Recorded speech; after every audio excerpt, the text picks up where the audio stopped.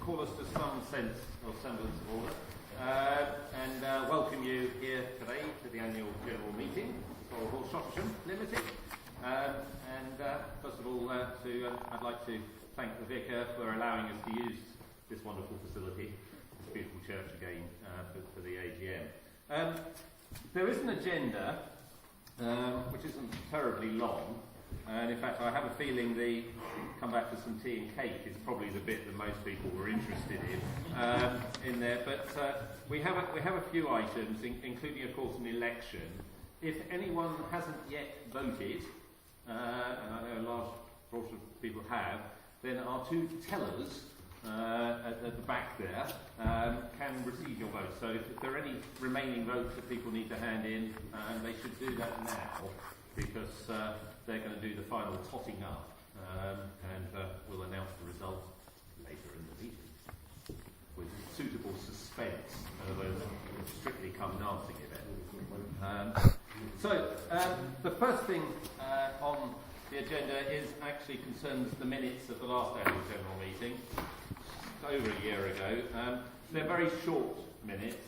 I didn't think anyone particularly wanted verbatim long minutes in there, so the board has reviewed those and was content with them, and I hope that actually the general meeting, is everyone happy with minutes of the meeting? Yes, thank you. Good. We'll take that as a yes, wasn't it? It's nice to have that. The second item is the bit, I suppose, for me on behalf of your board to talk about the year. There was a chairman's statement in the account, which I hope a number of you had a chance to read through, and I'm sure you've looked at every number very carefully in the accounts. Well, hopefully someone has in there. But I suppose I want to just go through a couple of those items and just talk broadly around a few issues and things that have gone on during the year. And then there'll be an opportunity, obviously, for you to ask questions, make suggestions. So I'm not planning to spend a huge amount of time, because you'd rather go for tea and cake. But obviously there'll be a chance to ask questions. All the directors are here, so if there are any difficult questions, I can pass those on to the other directors. And obviously, if there's things we can't, so that we can find them out afterwards. And of course, the directors are all going back to the pub afterwards, so there'll be a chance as well to talk, ask questions, and make suggestions to us, and let us know how things are going when we get back there. So let's have a think about the year.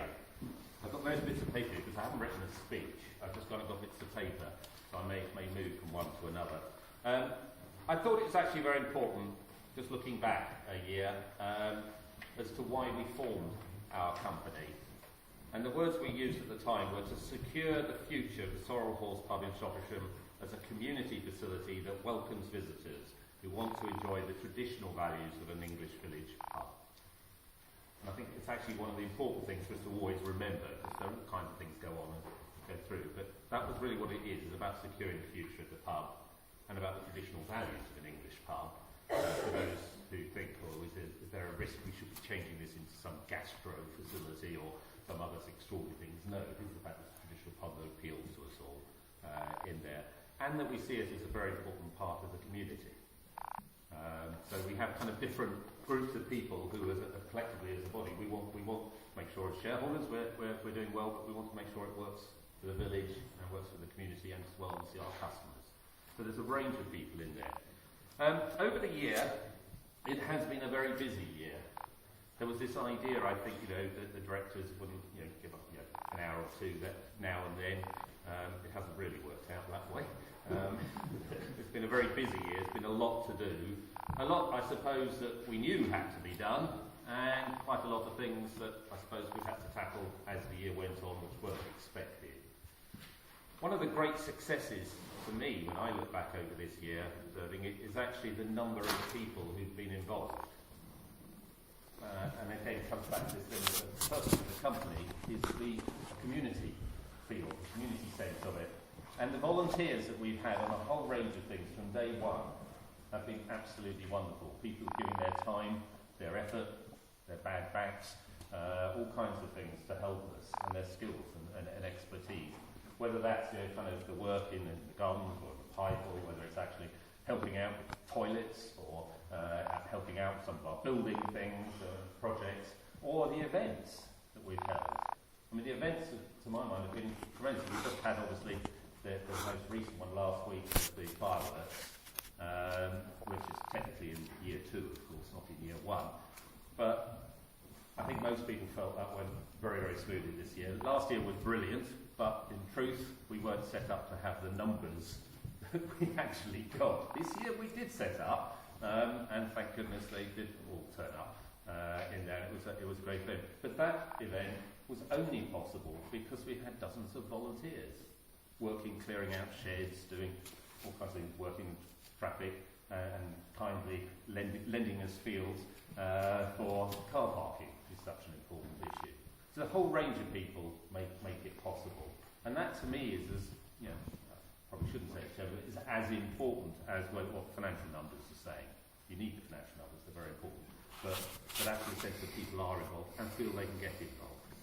And I think that's something in my view we need to work even more on to make this a sense of that everyone owns this pub. The events, I suppose, are not just the big events like that, but also things during the week. The sausage and mash evening was a creation in the last year. Again, it's become hugely popular and brought a lot more people into the pub on a Tuesday where it was often quite quiet. So a lot of initiatives like that, tremendous. You've got a music event started up, again volunteer driven, fantastic. And that I think is the kind of thing we're very keen to encourage.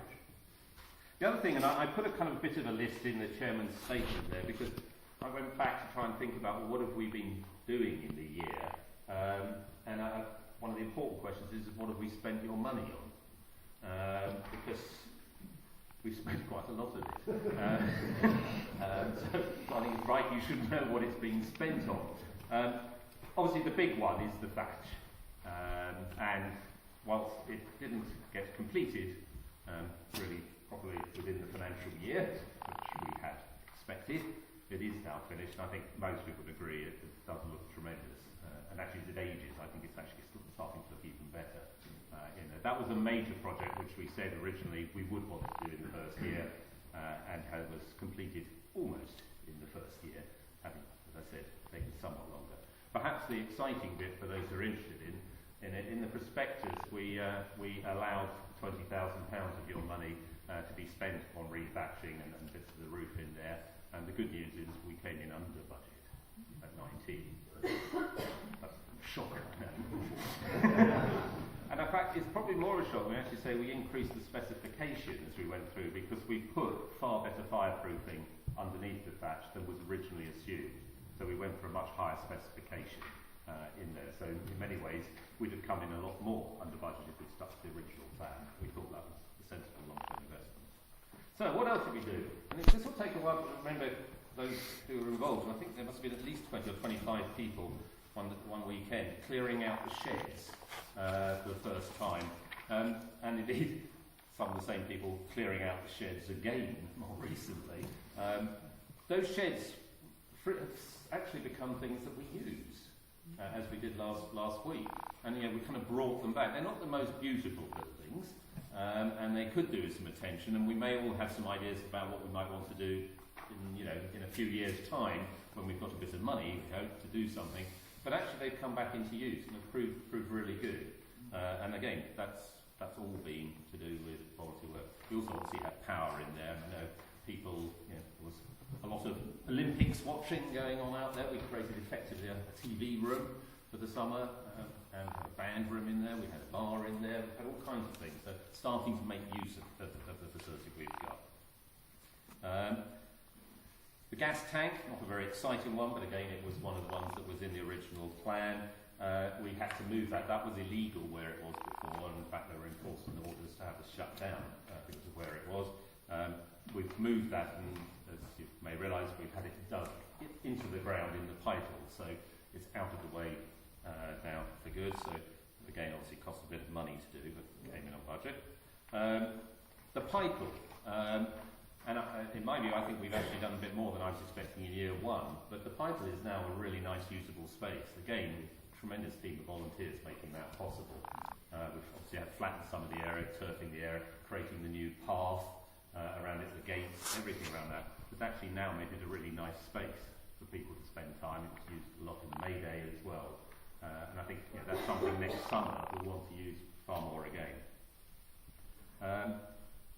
We removed a tree. The tree came down, which I always hate to see a tree come down, but there was a tree, if you can't recall, over the car park, which was actually basically leaning on the toilet block, and it was kicking it over. So it was fairly important to get that down. But we also took the opportunity then to do a bit of flattening of the car park, because that had some fairly dangerous curves in it, people with trying to get cars over there. So we kind of improved that car park. We rejigged the space a bit there to make more car parking. We upgraded the neighbour's toilet. That was something people felt very strongly about a year ago. I know, although I wasn't talking personally from experience there, but we used to get a lot of comments about it.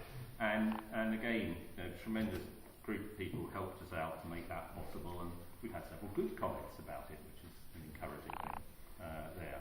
Maybe in future we may want to see what we can do to make that better.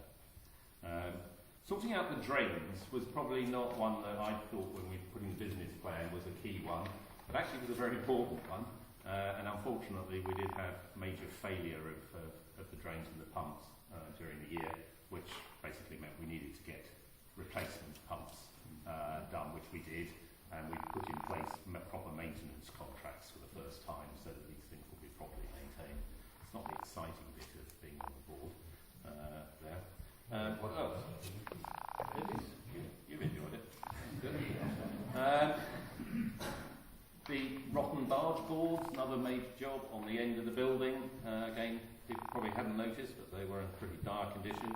The kitchen floor, something almost no one will have known about, but was in a terrible condition and was almost impossible to keep clean. And that was something we felt was fairly important in the kitchen.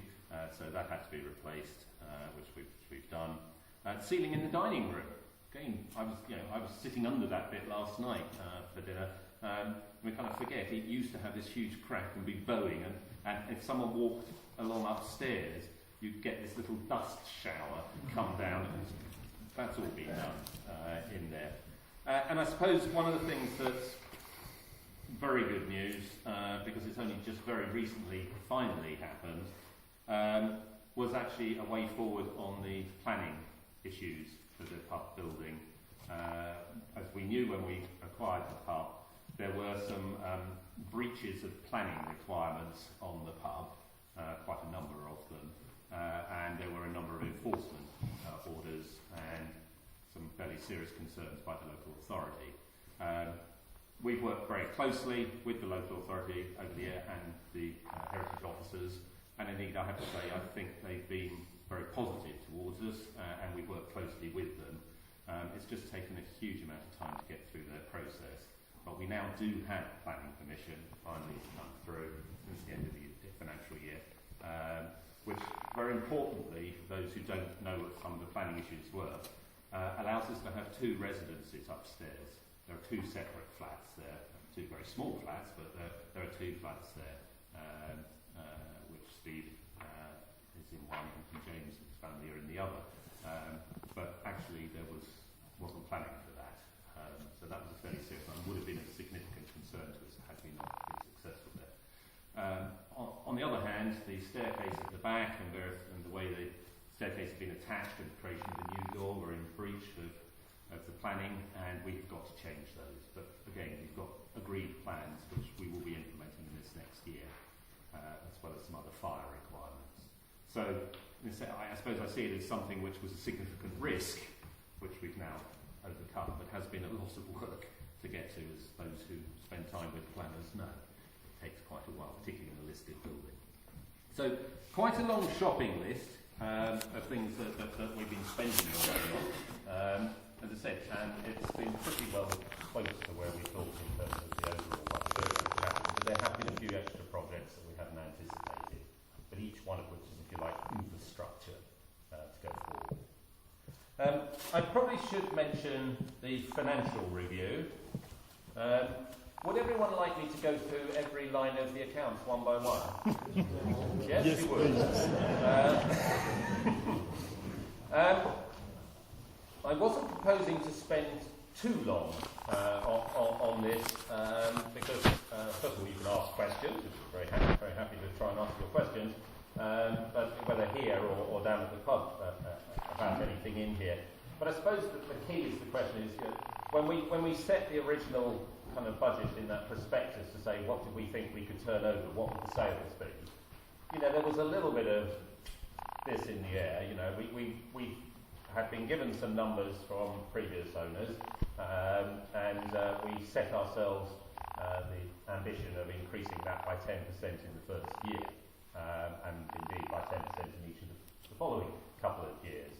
I suppose it would be fair to say for those of us who are budgeting, we thought that might be a little bit soft as a budget in year one. We should do a lot better than that. As it is, we ended up 39% up on the numbers we inherited, and 24% ahead of actually what we had budgeted. So the turnover, the takings in the pub are dramatically up. And that's fantastic news. And it's fantastic news not just because money coming through the tills is good for a business, but it means people are supporting the pub. When people are coming, they're enjoying eating, drinking, and enjoying themselves in the pub. That's the best thing about keeping a pub alive. If we can keep that number going, there's the best chance to make sure we have a long-term future. The profit, if you look at the numbers, comes out at a fairly small number of 50,000 at the bottom, which is less than advertised in the prospectus. But we had a lot of start-up expenses, a lot of things, not only obviously the purchasing costs and things of that kind, but there were a number of one-off items which we either inherited and had to put right, or where we had to make some spends to get ourselves up and running. If we take those out, those kind of one-offs, if you like, exceptional kind of things, then we did come in ahead of the budgeted profit by a bit. Not a lot, but by a bit. So I think the underlying profit number was kind of okay. It wasn't too exciting, but it was okay in there, and we, I suppose, technically beat the budget. For us, I suppose, one of the questions is, yes, we did that, but on a much higher turnover, much higher sales number, so wouldn't you have expected to get a much bigger profit? And that is an issue, and that's the one which I suppose is one of the big challenges for this next year, to try and find ways both to get the costs down, where we need to make sure we can make sure we aren't spending so much, but also to see if we can get some of the margins up, particularly things around getting more people eating food in the dining room, spending more time there. So on the whole, I think we feel very good. We've still got some cash in the bank. That's a very nice thing to be able to say in any business, which is important, gives us, particularly in the winter, gives you some confidence, because obviously these are the tougher months for a pub. Other thing I suppose just to say about the financials in there, there's been a lot of work, and again it's the kind of work that you don't see, to put in place all the financial controls, the cash management, the accounts and the bookkeeping and all those kind of operations, and to make sure, if you like, that our money actually stays our money and doesn't disappear off and become somebody else's money in there. A lot of those financial processes, a lot of work to get that going, and I have to say a tremendous amount was completed there very early. And I speak to someone, I suppose, director, has been on a number of companies, feeling confident, if you like, that people aren't running off with our money. It's very important to a small business. So that's a lot of work, and that is now smoothly in place. So tremendous there. Not sure whether I should go into any more detail. People can ask me some questions if they want to. I've been promising Paul that he'll be allowed to talk about deferred tax, but I think I'll hold that for the moment. All right, a couple of kind of things then, I suppose. Communications was the other one, which, I mean, as a community of people owning a pub, one was the question was, how do we talk to each other, how do we communicate? And obviously the website has progressed, and there's been quite a lot of work going into that. The newsletter has gone out, both as a hard copy and obviously electronically to people. And we've held these kind of open meetings with the directors, which a number of you have come to, thank you for that. Where we can just talk. You can ask questions, put suggestions to us. That is terribly important. I suppose it's one of the purposes, as I see it, for today's meeting, is that we do go back to the pub, and you do tell us what you think. And give us your suggestions. How can we improve? I mean, that's what we need to know. This has to, and importantly, feel like it belongs to all of us, not just, kind of small groups. So your suggestions, your ideas, very important, so feed that back to us. We set ourselves during the year 10, as a board, 10 objectives. And my fellow directors are now panicking because they can't remember what those 10 were. But I dug them out. I thought I'd just check how we've done, because it's not 100%. The first one was to achieve at least 10% increase in turnover and deliver better than prospectus profits. Well, we certainly did the turnover, and depending on whether you give us leeway as to all these exceptional costs, we did the profits. Put in place necessary business processes, controls and contracts. We've done that. And indeed, there are a number of employment, health and safety things which we needed to put right, which have all gone through. Agree resolutions to the accommodation planning issues. Well, as I said, the 2 residences has now, a bit after the end of the year, been done. The unauthorised staircase will be replaced. We're got permission to move the fence as well. There's a little fence behind the toilet block. It's kind of lying there. We're moving that back to create a larger space there so we can put all the waste bins around there and not have them out in the car park. Creates more car parking spaces and a lot more attractive. But it needed planning permission to move a wooden fence. Nothing is straightforward in this world. And we've got some things to do with fire escapes, which we're putting right under planning as well. We've moved the LPG tanks, that's number 4. Number 5, complete a low-cost upgrade to the toilets. Well, I think that's certainly true. We certainly kept it low cost. Number 6, complete the sale of shares in the year. That was a very ambitious one, which I suppose that was one I had forced onto the list, where some of my colleagues thought we ought to take a little longer to go. I mean, the fantastic news is, that we have 200 shareholders now, and that we've only got, is it now 50 shares left? Yes. It is, isn't it? We've only 50 left. And I know there are a number of people who were waiting to see the first year results before buying some more. So we genuinely are now saying buy early for Christmas or you'll run out. So anyone who is thinking about buying some more, but we are very close, which is fantastic news, to have raised that much money, and it's so important. So that was repatch the pub, done.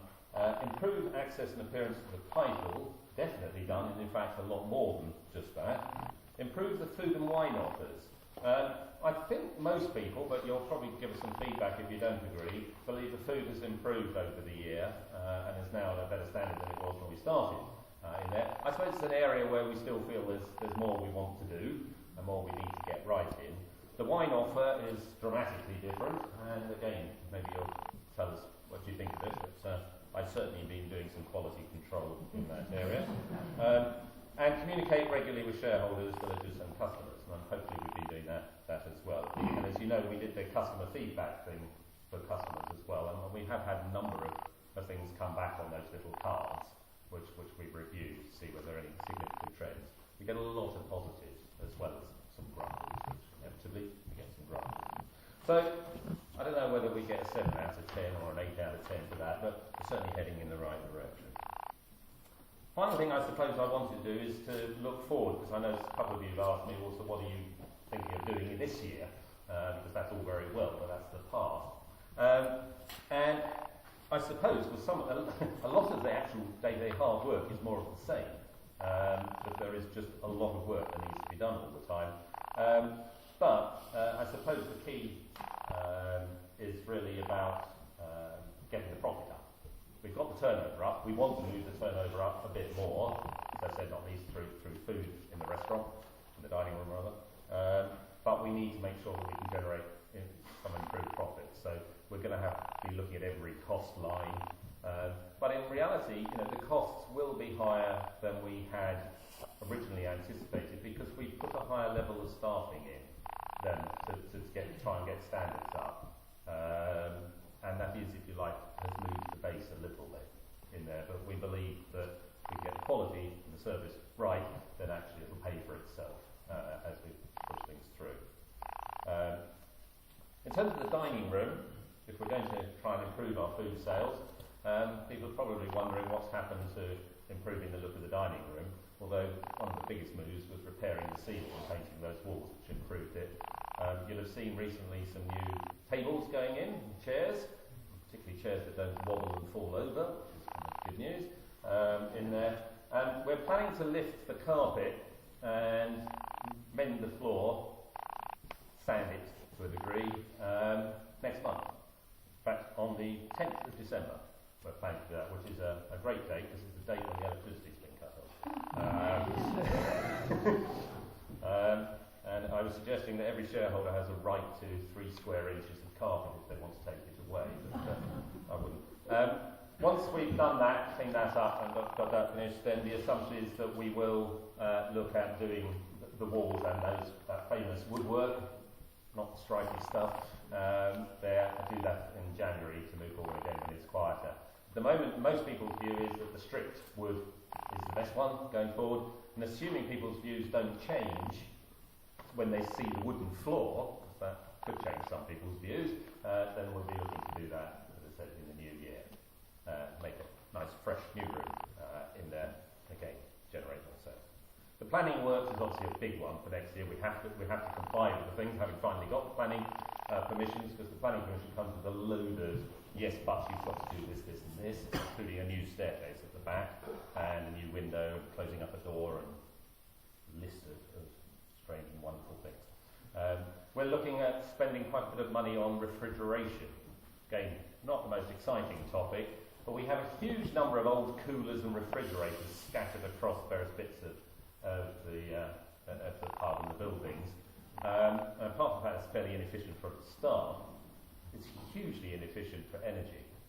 And electricity is a very big cost to us.